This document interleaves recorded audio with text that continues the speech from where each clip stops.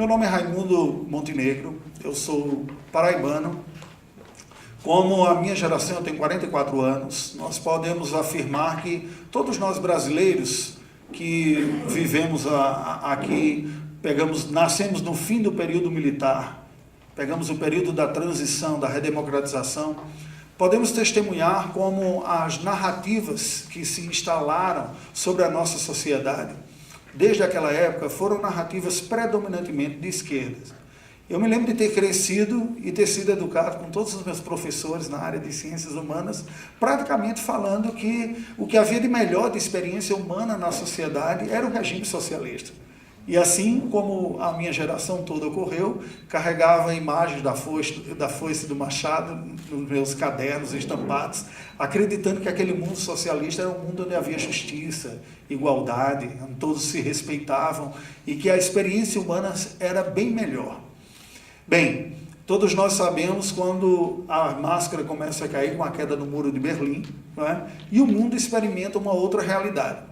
Nós aqui no Brasil experimentamos um embate um pouco diferente dos países que tiveram a experiência histórica de um regime socialista. Vocês sabem muito bem como nós acabamos por se tornar um bom bloco de experiência do chamado marxismo cultural. A Revolução Armada propriamente não deu certo, mas nós bebemos em muito dessas influências que foram ocorrendo e que nos formaram. A minha própria trajetória teve a ver com esse passado ingênuo, podemos dizer até assim, com esse desejo de ver o Brasil experimentando uma melhor condição social para todos os brasileiros. Eu sou de origem de classe média baixa, e essas narrativas que pareciam ser tão belas encantavam tantas pessoas como eu mesmo. Eu me lembro de participar, não tinha idade ainda para votar, mas fui para a praça pública da minha cidade aguardar um então candidato a presidente, Luiz Inácio Lula da Silva, para a primeira eleição democrática depois de tanto tempo, junto com os partidaristas lá, 16 anos de idade, cantávamos debaixo de chuva, com chuva ou com sol, é Lula e Bisol. Toda aquela geração que se viu encantada com aquela figura que foi construída do operário, o migrante nordestino que saiu do interior, foi para São Paulo, se fez a vida na luta do trabalho, representando as classes trabalhadoras, e como nós acreditamos com aquilo. Eu enfrentei a minha primeira crise de guerra cultural ou ideológica, pessoal, de uma forma muito simples. No período da adolescência, eu tive a oportunidade de experimentar, juntamente com a minha família, uma aproximação da fé cristã. A minha mãe teve um contato no passado, depois deixou e retornou, e o impacto que o contato com a fé cristã trouxe na vida da minha família, trouxe também, consequentemente para mim, um impacto muito grande. A capacidade de refazer a sua história, de dar novas respostas, de encontrar esperança, de ver a possibilidade de construir uma nova narrativa para a sua própria vida, que muitas vezes a sociedade não consegue produzir para o indivíduo.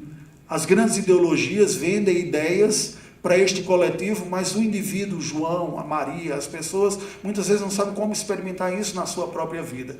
E, pois bem, a fé cristã fez isso para nós. E eu me lembro que, na 16 anos de idade, né, como adolescente, dizendo, olha, o que é que eu vou experimentar da minha adolescência, e tem uma proposta cristã aqui. E aí eu me lembro já de algumas leituras, e na minha família tem todo tipo de perfil que você possa imaginar, desde hippies que mergulharam na desconstrução da sociedade ocidental, professores universitários, até pessoas conservadoras, tem todas as matrizes do que tem. Não é? Então, no meio dessas pessoas, eu me lembro de convivendo com aquilo, eu enfrentei aquela minha primeira crise, dizer, mas se aquela crise, ou aquela crítica marxista clássica, de que a religião é o ópio do povo for verdadeiro, eu estou abraçando com tanto vigor esta realidade aqui para me tornar uma espécie de antidemocrático, de pessoas que não se preocupam com a maioria da população e estão embarcando numa canoa furada. E eu me lembro que eu fiz uma suspeição de juízo naquela altura. Eu fiz, olha, eu não tenho elementos intelectuais suficientes para julgar tudo isso aqui. Eu sei o que a mensagem cristã está fazendo no seio da minha família e o significado de esperança que ela está trazendo para mim. Então, eu vou manter-me nesse caminho e ficar estudando para ver o que vai acontecer. Bem, no meio protestante conservador, há uma tendência histórica, sempre teve uma tendência de haver uma ideologia, um alinhamento ideológico com um grupo mais conservador. havia no meio de muitos, até de pouca instrução, aquela ideia de que o comunista comia criança e coisas desse tipo. Né? Então, muitos dos protestantes tinham muito medo dessa imagem e era um bloco de resistência.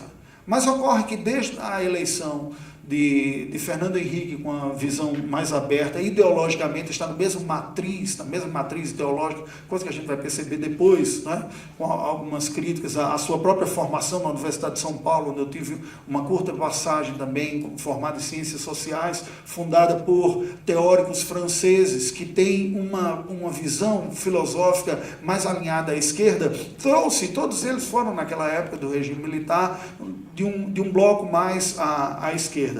Então a nossa sociedade foi assimilando pouco a pouco estes valores e eu, como cristão, ficava vivendo um impasse, que nunca me aprofundei muito naquelas reflexões, naquele momento, e pensava o seguinte: me parece que um governo propõe benefício maior para a maior parte da população, menos desfavorecida economicamente, mas moralmente tem uma agenda que eu não me sinto confortável como cristão.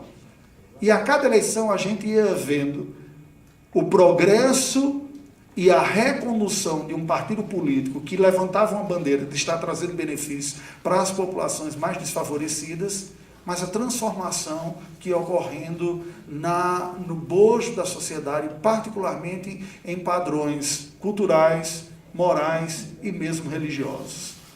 Como foi ficando cada vez mais comum nós vermos críticas explícitas à fé cristã, ou críticas explícitas a conceitos clássicos e simples, como o da própria propriedade, né? O homem, mulher, o que é o homem, o que é a mulher.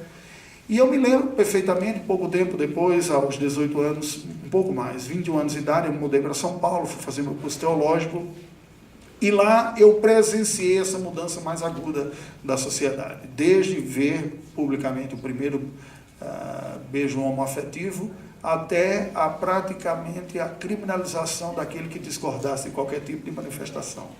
Quer dizer, uma sociedade que, algumas décadas atrás, tinha padrões claros e estabelecidos como fruto da nossa própria história, cultura e colonização, em um pano de fundo cristão, em que se sabe o que é homem, o que é mulher, que se crê nos mandamentos, né, da palavra de Deus, se tem a fé cristã como sendo um padrão da sociedade, passa até agora como o grande inimigo da sociedade, aquela figura heteronormativa que acredita em família e que tem trabalho, e você diz, agora esta pessoa passou a ser um criminoso. Pessoalmente, o ponto de virada na minha vida se deu com a explosão da crise do mensalão. Aí eu fiz, espera aí, as coisas não eram aquilo que eu estava imaginando. E aí parei, comecei a refletir um pouco, acompanhei quase sem dormir as reportagens que saíram naquela ocasião, até que eu disse, existe um discurso, eu percebi, existe um discurso para a população e uma outra prática escondida da população, uma agenda oculta que está caminhando. E a partir dali foi o meu ponto de não retorno mais. Bem, essa é a minha história pessoal. Como teólogo de formação e mestre em ciências da religião, eu gostaria de dar uma contribuição um pouco mais voltada para esse lado. Vocês terão especialistas em campos que são muito mais competentes do que eu, e eu deixo para eles falarem. Não é? Qual é o ponto que eu gostaria de destacar, né, neste sentido, se nós pensássemos assim? Quando nós fomos discutindo sobre isso, aquela experiência pessoal, me permitam ir costurando um pouco da minha biografia com essa trajetória da guerra cultural e como isso foi ocorrendo com a minha vida e na minha própria atuação, tá bom? Então, à medida que eu cresci, eu percebi que aquele valor e o valor da esperança que a fé cristã trouxe para a minha própria vida seria a grande pedra preciosa que eu teria para compartilhar para outras pessoas. Esta foi a minha motivação para iniciar a minha carreira religiosa, dentro do segmento protestante conservador. Nesse meio, àquela altura, algumas décadas atrás, e não tem muito tempo, até uma década atrás, nós ouvíamos falar muito no meio católico romano sobre a teologia da libertação. O meio protestante produziu uma espécie de equivalente que foi a teologia da missão integral.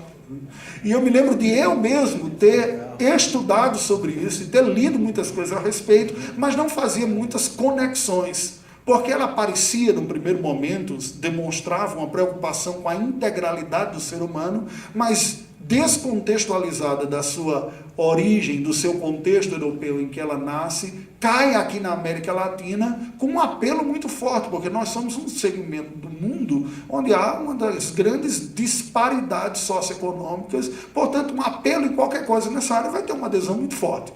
E eu vou me ater um pouco mais a uma crítica, mais ao meu segmento, né, do que a um outro. O que a teologia da missão integral basicamente encontrou ou se desenvolveu com uma peculiaridade própria aqui no Brasil e na América Latina? Ela nasce no segundo quartil do século XX como um movimento de reflexão do impacto e da influência que o cristianismo poderia dar às sociedades como um todo, pensando na grande diversidade, inclusive diferenciação e necessidades que a população humana tem pelo mundo afora.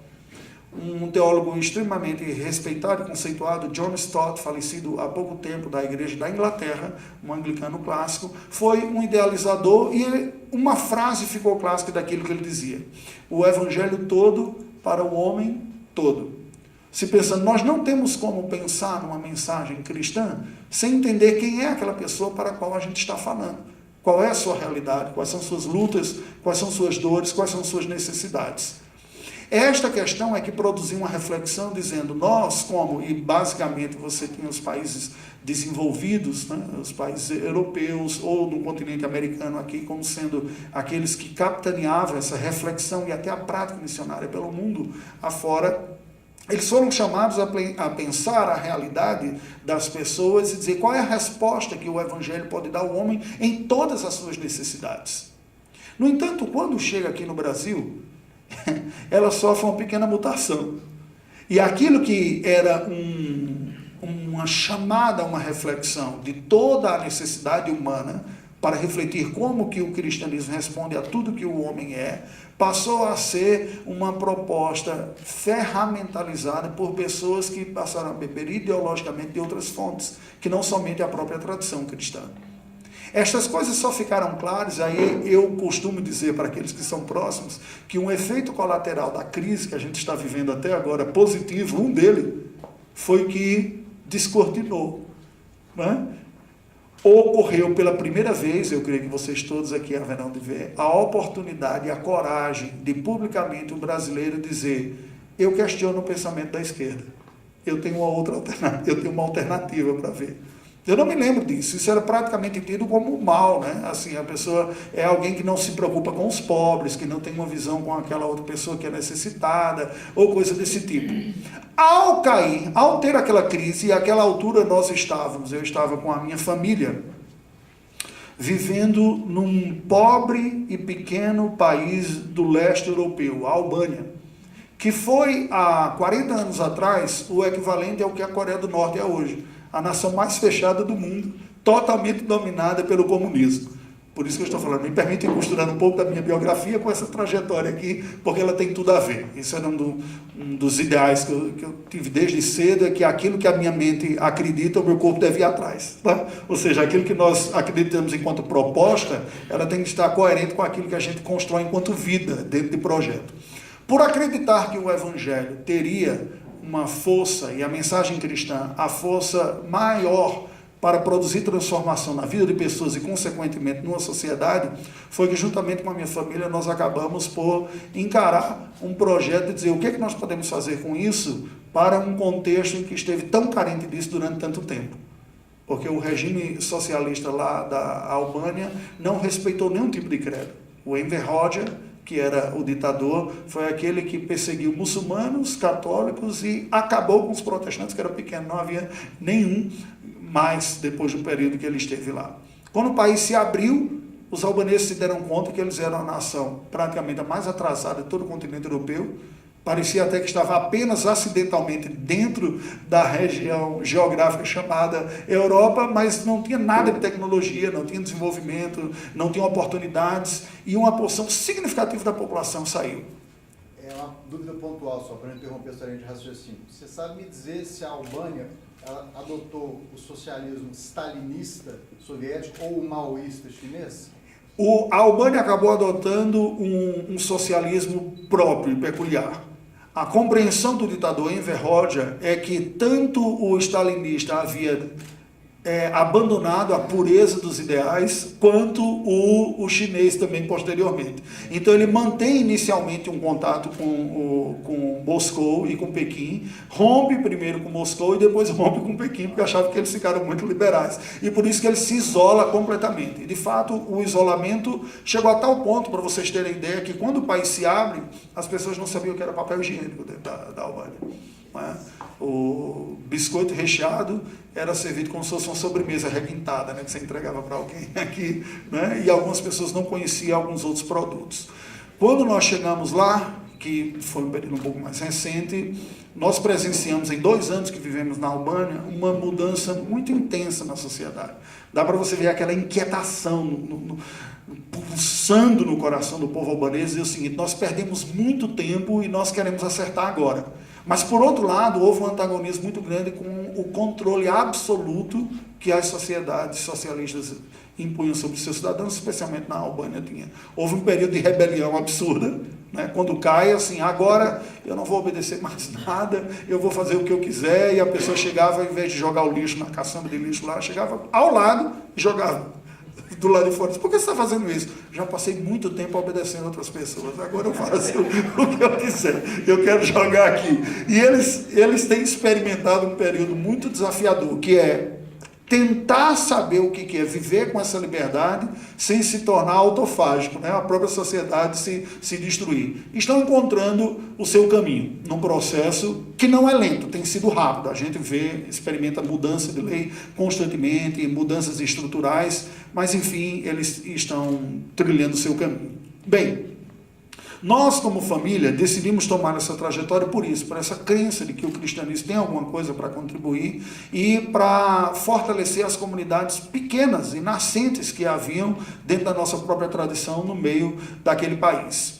E uma das coisas que nós acabamos percebendo por lá, e aí é o que eu vou querer associar aqui com vocês, apesar do país ter experimentado um regime socialista do mais fechado do mundo, e o era, você não consegue apagar essa chama dentro do coração humano de busca de significado que vai para além de si mesmo.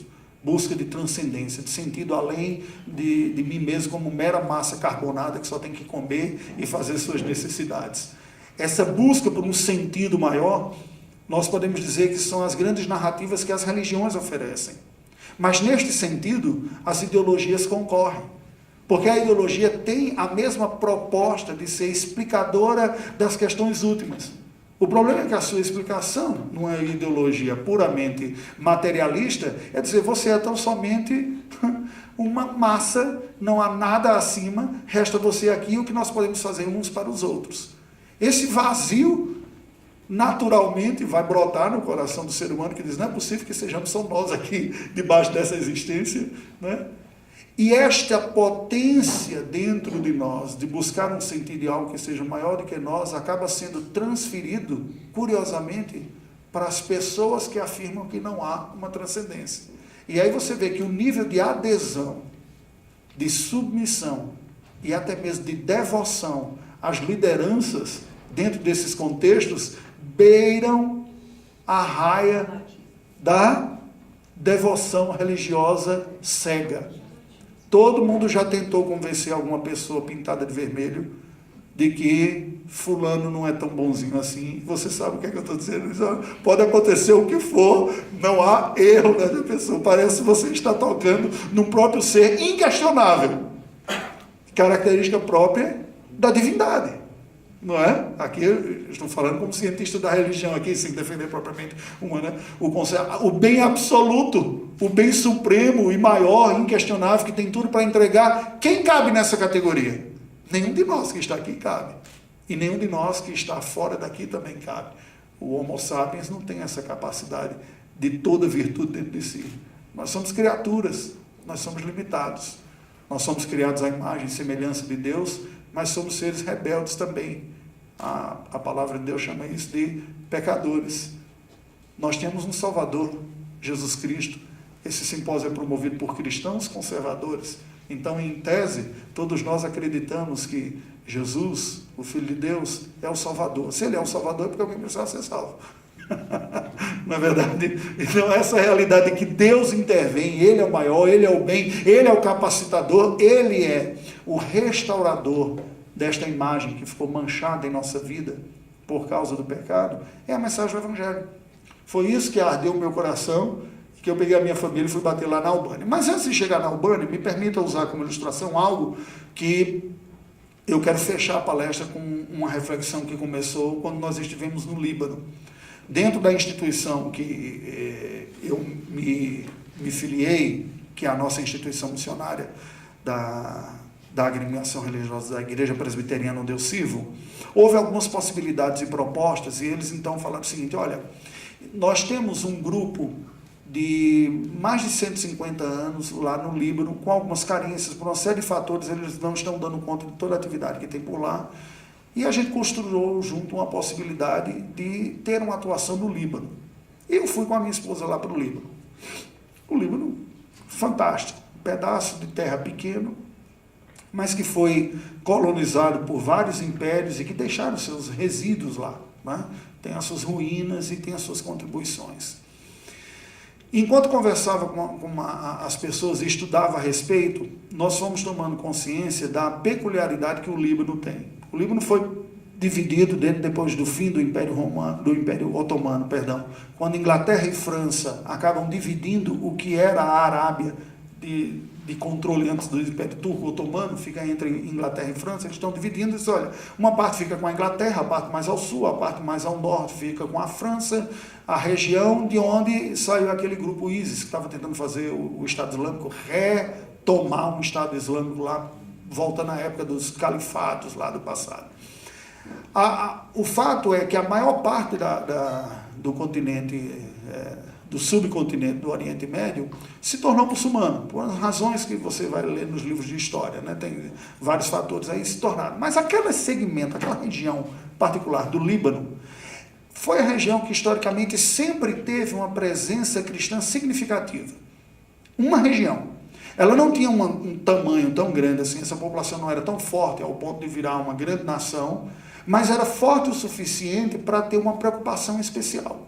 E naquela divisão se pensou o seguinte: nós vamos criar um Estado diferente, ele vai ser um Estado árabe diferente de todos os outros Estados árabes, porque vai ser o único Estado árabe em que a maioria da população não é muçulmana. E o que vai ser? Vai ser uma república. Vai ser um modelo de república para esse restante do Oriente Médio aqui. Não dava nem para ter uma maioria de nenhum, porque haviam vários segmentos. Quando você olha o censo demográfico e religioso, e não há muita diferença para o Líbano, você recebe sua carteira de identidade, o seu passaporte com a sua própria religião lá, né? É sua identidade, é quem você é, né? É a sua religião. Então, nós vemos um país todo dividido. E isso tem um impacto direto na política, porque a proporção da população é a proporção das cadeiras no parlamento. Então, é extremamente complexo lidar com isso. 27% de xiita, 21% de sunita, 22% de católico maronita, 12% de drusos, 1% de evangélico. E aí depois você vai ver as cadeiras do parlamento, elas são divididas proporcionalmente. Isso gerou esse conflito por espaço, por força e por poder para um grupo. A discussão aqui é ampla, tem a ver com o ethos árabe, né? Como ocorre a governança, como que ocorre o próprio controle da sociedade, enfim. Mas o que me chamou a atenção, depois de ter conversado com algumas pessoas, inclusive com a figura do chanceler do segmento protestante, que era aquele que representa esse segmento junto ao governo, porque tudo isso se faz necessário para que a tensão não fosse maior, uma das coisas que me chamou a atenção. Ele está dizendo, como é que é a dinâmica daquilo? Ele disse, olha, nós temos um prédio em Beirute, alguns prédios lá, escolas que a nossa instituição tinha lá, e diz, e nós temos reuniões aqui. E uma das coisas que me chamou a atenção, que eu nunca vi isso muito comumente aqui no Brasil, é que os grupos precisaram desenvolver uma capacidade de se articular, reconhecendo, respeitando, mas ultrapassando as diferenças. Explico. Uma vez que o censo apontasse um crescimento de muçulmanos maior do que o número de cristãos, automaticamente haveria a reivindicação de uma redistribuição das cadeiras no parlamento. Com o número de cadeiras no parlamento maior para o segmento muçulmano, é de se esperar que uma votação pode vir uma proposta que se estabeleça um regime de Sharia, né? Ou coisa, não necessariamente, mas é de se esperar. Essas tensões elas foram vivenciadas.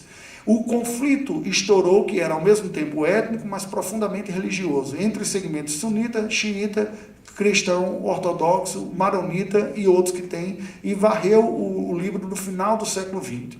O que ocorreu depois? Os cristãos tiveram que desenvolver a capacidade de dizer o seguinte: se nós queremos ocupar o nosso espaço e garantir o nosso espaço aqui em nosso país, nós temos que ser capazes de reconhecer as nossas diferenças, mas também de reconhecer as nossas semelhanças e unir força nas nossas semelhanças, porque senão nós seremos engolidos por um grupo que não aceita a nossa presença tranquilamente aqui.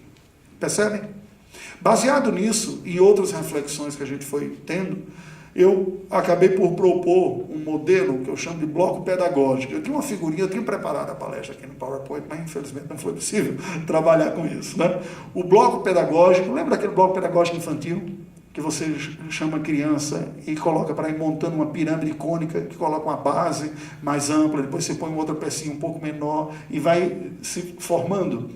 Eu penso, queridos, e aqui vem uma proposta para a nossa reflexão, e que essa seja a primeira de muitas outras reuniões em que algo nesse sentido possa ser desenvolvido.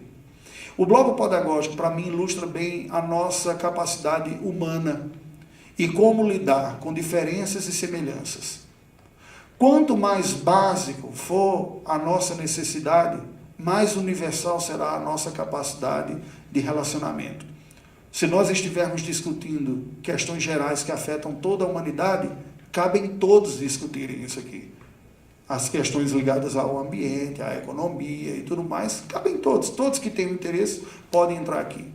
Se a nossa sociedade ela começa a experimentar algum tipo de acossamento religioso, como ocorreu na Albânia, é preciso entender que mesmo não tendo a fé de alguém totalmente diferente da minha, eu preciso ser capaz de me unir a ele para lutar pelo meu direito de ter fé.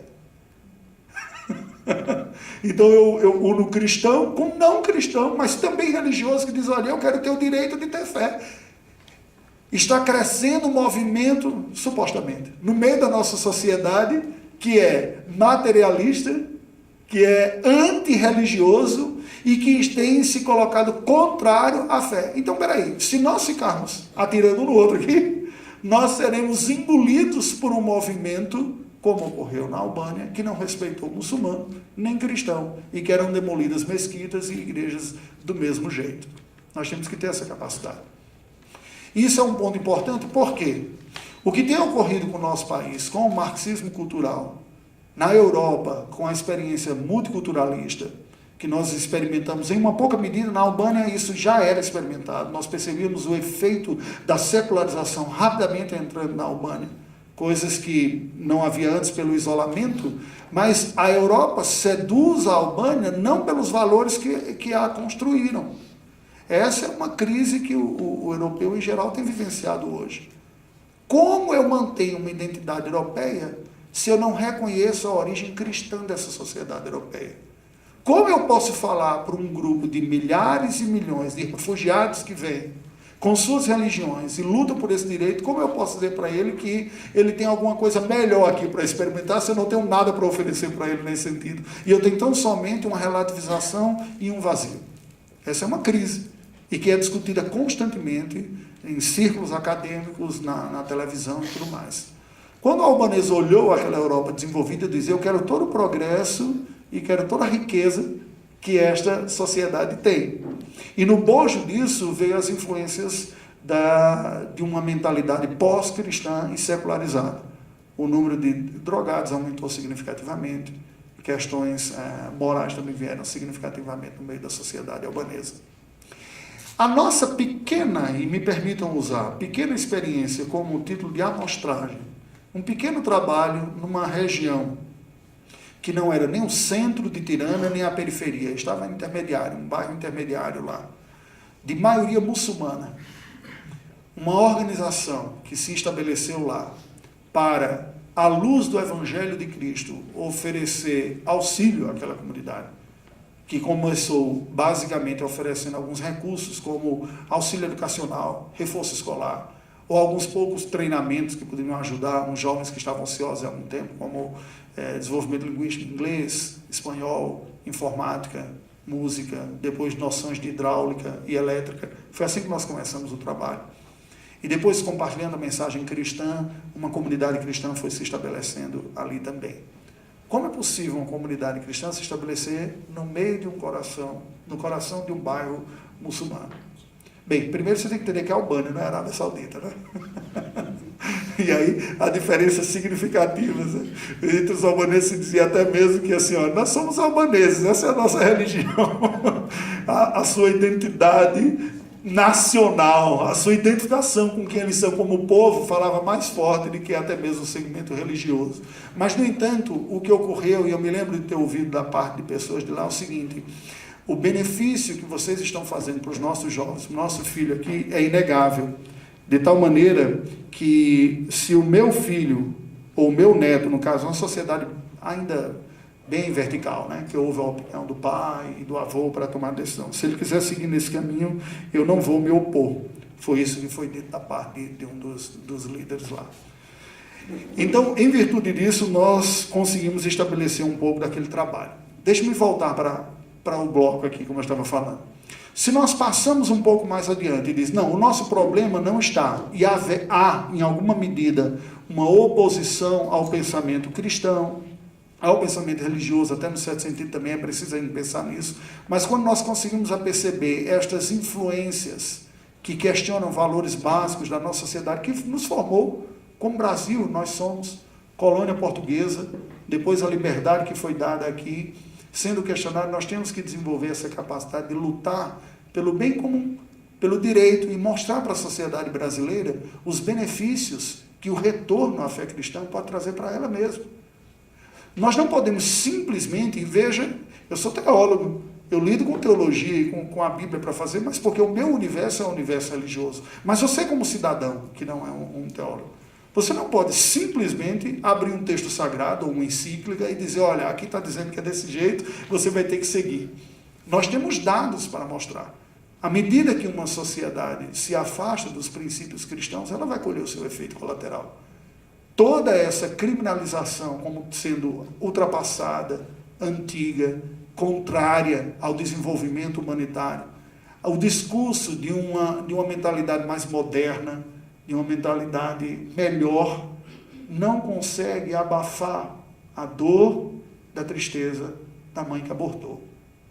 Que por mais que a sua ideologia estivesse dizendo para ela que não teve problema nenhum, aquilo era só uma massa que ela jogou para fora, era uma criança que estava crescendo dentro dela. E não simplesmente por uma questão de definição da fé cristã. Como cristãos, nós queremos que o era. A sua experiência de maternidade foi interrompida por uma decisão de eu não quero esse filho por uma série de fatores que tem. E o que eu faço com a minha decisão de não ter? As pessoas dizem, é só uma questão de culpa que você está carregando por causa do seu passado cristão. Mas o que eu faço com essa culpa? O que fazer? A fé cristã tem uma resposta para isso. Uma resposta chamada perdão. O Deus que perdoa, que concede graça e dá a oportunidade para a pessoa construir uma nova história depois disso daí. Eu estou dando um exemplo. O que dizer daquele jovem, daquele adolescente que diz, olha, eu tenho inclinações ou tentações sexuais, né, com sentimentos de homossexualidade, você não pode falar nada contra, porque isso fica absolutamente criminalizado como preconceito. E a dor daquele que não quer isso. E aquele que diz, eu não quero essa vida, eu quero saber lidar com isso. Nós temos respostas também. A resposta cristã vai dizer, o mal habita em nós, temos tentações, mas a nós cumpre dominá-los. Não é tudo que eu desejo que eu faço. Eu estou dando um exemplo, né? Nós podemos falar de tantos outros. Então, meus queridos, nós podemos e devemos entender que o desafio que está diante de nós é um desafio grande, porque nós experimentamos uma guerra cultural fortíssima. Quando eu voltei ao Brasil, em 2017, voltei por efeitos acumulados em uma série de dificuldades que nós encontramos, até de viver dentro desse contexto. Casado, com 4 filhos, né? E eram crianças quando nós saímos do Brasil. Regressamos, e uma das coisas que me causou um impacto muito grande foi retomando o meu trabalho como religioso no Brasil, aqui em Belo Horizonte. Os questionamentos que eu ouvi de jovens que me procuravam no gabinete buscando aconselhamento, desde crises intelectuais até crises morais, me fizeram perceber que a influência da desconstrução dos valores cristãos na nossa sociedade se acentuou muito fortemente nos anos recentes. Talvez a gente não perceba, porque a nossa vida segue, a gente vai para o trabalho, volta, e talvez a gente possa ser tentado a reduzir todo o debate à questão puramente de trocar o presidente. Trocar o presidente, apesar de não ter sido uma tarefa pequena, foi grande, é muito pequeno diante do grande desafio, que é reconstruir a sociedade brasileira, purgando dela venenos que foram colocados, que cuspiram no prato que nos construiu. Algumas décadas atrás, se nós falássemos, Deus ama pecadores, Jesus Cristo é o Filho de Deus Salvador, a maior parte da nossa sociedade não apenas entenderia a sentença, como concordaria. Hoje, se nós dissermos isso, a pessoa vai dizer, que Deus você está falando? O que é Deus? Jesus, quem é esse? Um personagem? Nós não dizemos religioso. E por aí vai.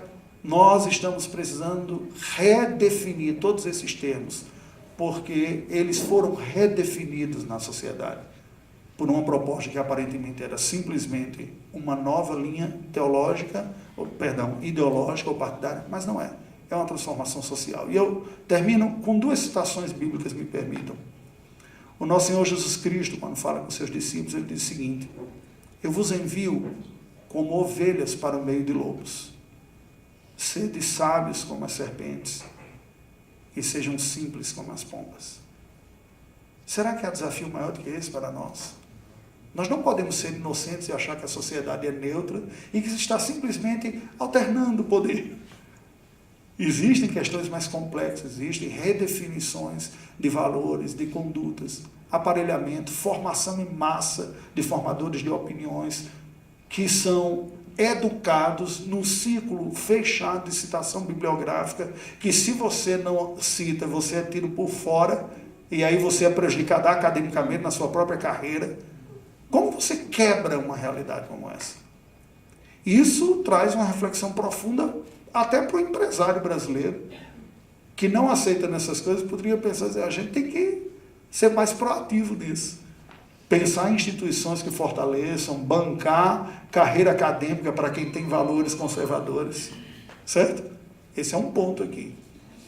O apóstolo Paulo, segunda citação que eu cito, o apóstolo Paulo, escrevendo a carta aos Romanos, ele diz o seguinte, que nós não deveríamos nos conformar a este século, mas nos transformar pela renovação da nossa mente. Ele está escrevendo como um apóstolo da Igreja de Cristo a cristãos. A verdade que Paulo falou lá no século I será uma luta constante até o final da nossa história. A sociedade que não tiver, a pessoa que não tiver Cristo como Senhor de sua vida, terá alguma outra coisa governando, terá alguma outra proposta, que será contrária, que será avessa, que formará conceituações. Ele diz, qual é o padrão da sociedade atual? Qual é a carapuça que ela quer que você vista? Qual é o modelo que ela diz assim, se você não se enquadrar, você está fora, você é antiquado, você é retrógrado. Isso ocorria naquele tempo. Ele diz, não vista essa carapuça, não se conforme a um pensamento secularizado. Ideologicamente, um pensamento de esquerda é o maior exemplo disso, né? Chutou com toda a transcendência, jogou tudo para as mãos humanas e resolver explicar todas as coisas que não resolveu e não explicou. Não é? Ele diz, mas transformai-vos pela renovação da vossa mente. A guerra cultural comece a gente entender qual é a batalha que a gente está enfrentando. Quais são os inimigos que não são pessoas, são ideias que precisam ser conhecidas, desmascaradas, expostas, mostradas a sua ineficácia, o que supostamente estava libertando o homem, o está escravizando na alma, nas suas torturas, na sua forma louca de viver. E darmos uma resposta diferente. Temos diferenças entre nós? Muitas. Se fôssemos elencar aqui, daria para ficar o resto da noite falando das nossas diferenças. No entanto, o que uniu esse grupo aqui não foram as diferenças, foram as semelhanças. Foram o descontentamento do que nós fomos vendo, do que foi ocorrendo com o nosso país, e o desejo de construir uma história diferente. Dizer, não, é isso que eu quero. Eu quero um outro Brasil. Eu quero um Brasil que volte para a sua origem, no que diz respeito às suas crenças fundamentais. Um desafio que eu falava para os organizadores daqui é o seguinte, um bom desafio, vamos pensar nessas definições. O que é esse cristão? O que é esse conservador, economicamente liberal, que está aqui para dar a sua cara e dizer, olha, tem uma proposta que eu creio que fará bem para a sociedade. Gente, essa é a palavra que eu tinha para dar para vocês, uma palavra de incentivo e parabéns aos organizadores, e o desejo de que nós entendamos que a vida segue, as tecnologias se desenvolvem, mas nós não podemos negar as verdades fundamentais de Deus, da graça e da verdade do Evangelho e a nossa origem como brasileiros também. Deus abençoe vocês.